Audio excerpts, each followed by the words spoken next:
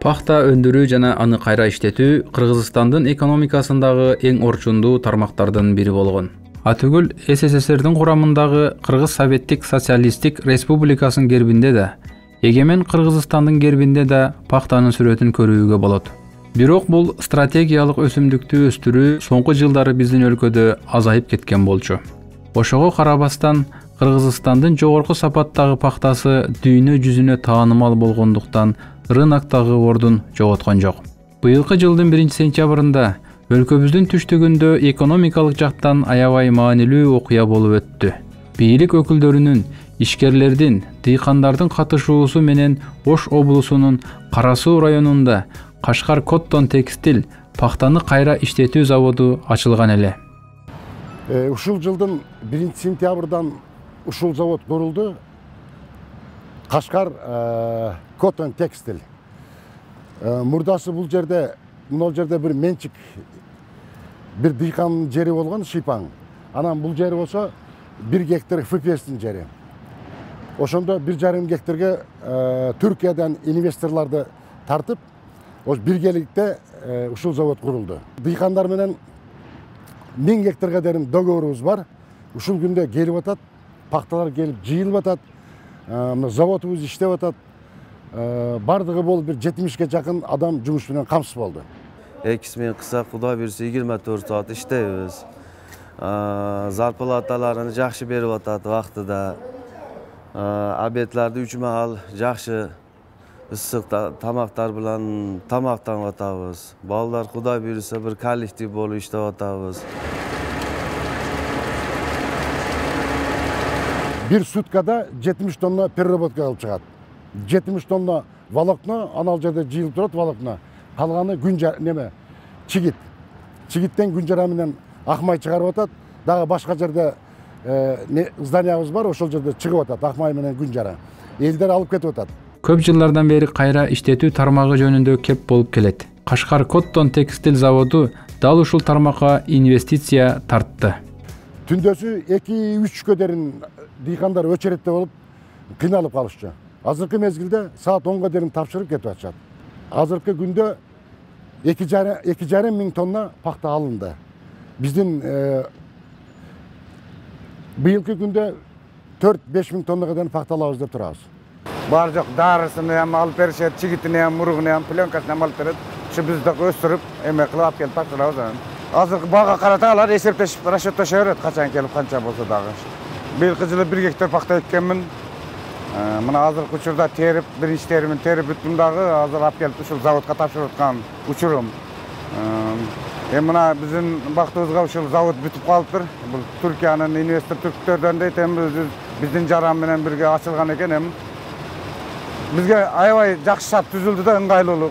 Дыйкандарга мындай кандай десем, жакшы нерсе болду да булчу. Жаңы завод мурдакыдай кыйналып, өчүрүп туруп, анан эми болсо азыр алып келип эле ушул заводко тапшырып кыйналбастан түшүм жакшы. Быйылкы жылы аябай сонун.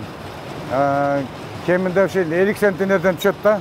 Азыркы учурда мен 1 гектардан 35 центнерден алдым. Терипти азыр 3,5 тонна уже тапшырдым. Мына акыркысын алып келип тапшырып атам, дагы бир 10 күн 15 күнөн кийин теришти баштайбыз да эмесе.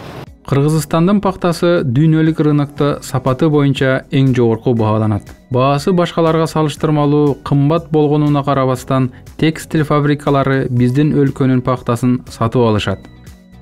Мына пахталар келadi, чистый производство. Бизде мына башка заводлардан разницасы мына ипекке uzun кыска чыкпайт. Мына uzun бардыгы шундай болуп чыгып атат.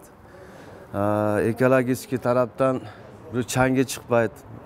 Eldi jaqda bize apparaturalar var. Şu çang panglarda odamga vredniy qilmasdan o'shoqdan tozalab turib, ekologический odamga ham ziyoni yo'q, xudo buyursa.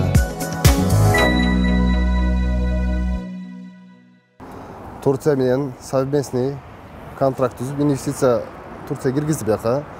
Hozir bu paxta zavodga 140 milyon tegeregende akça jumşadık beka. Birinci işimiz paxtani dıykanlardan satıp alıp, bir paxtani tazalap çıkıp, bundan kipke press kılavuz.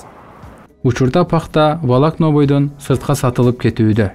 Эми жип ийриген жана кездеме чыгарган фабрикалар курулса, дыйкандардан тартып акыркы колдонуучуга чейин толук циклде иштеген ишкана болмок. Ушундай ишкананы текстил жаатында дүйнөдө таанымал До Коттон фирмасы Кара Суу районуна курууга белсенип турушат. Кыргызстанда жип ийрүүчү фабрика курулса, дагы көптөгөн иш орундары түзүлүп, материал чыгарчу чакан фабрикалар да ачылмак. Сапаттуу сырьё өзүбүздө турат. Бул чоң мүмкүнчүлүк. Биздин азыр негизги максатыбыз Кыргызстанга биринчи текстильный фабрика куруш. Ошондо биз куруп аткан текстильный фабрикада азыр 400ге жакын адам иштетебиз.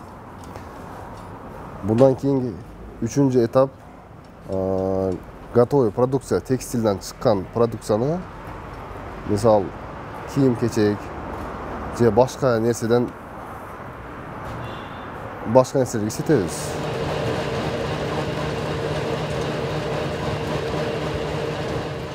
Dokotton grubu olarak Kaşgar Tekstil'le ortak yaptığımız Rolerjin pamuk tesisi tamamlanmış bulunmaktayız. Turkiyanın главный инженери Kırgızstandагы биздин жерибизди көргөнү келди. Азыр бизде биринчи маселе жер маселеси чечилип калса, булар жерди көрөт. Dokotton фирмасы биз менен азыр Кыргызстанга 600 миллион сом тегерегинде инвестиция кылышка даяр турат. Üniversite dayar. Dayar üniversite. Эгерде жер бөлүнүп бере турган болсо, эмдиги жыл ишке 1 сентябрга ишке түшүрөбүз.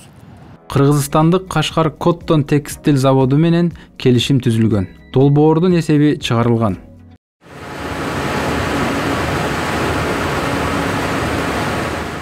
Коңшулаш Өзбекстан көптөгөн текстил фабрикаларын куруп алышты. Биздин өлкө дүйнөдө таанылган жогорку сорттогу пактасы бар туруп, продукцияны сыртка сырья катары чыгарып жатканы рынок шартында туура эмес кадам. Ошондуктан тез арада республикабыздын түштүгүнө текстил фабрикасы курулуусу зарыл. Бул Кыргызстандын айыл чарбасы, экономикасы үчүн жаңы дем, жаңы кан, жаңы багыт болмок. Реалдуу инвесторлор келип турат. Келип гана турбастан биринчи кадамын таштап, пахта тазалоочу заводду тез арада ишке киргизди. Жергиликтүү бийлик, Кыргыз өкмөтү фабрика үчүн жер бөлүп берүүсү гана керек.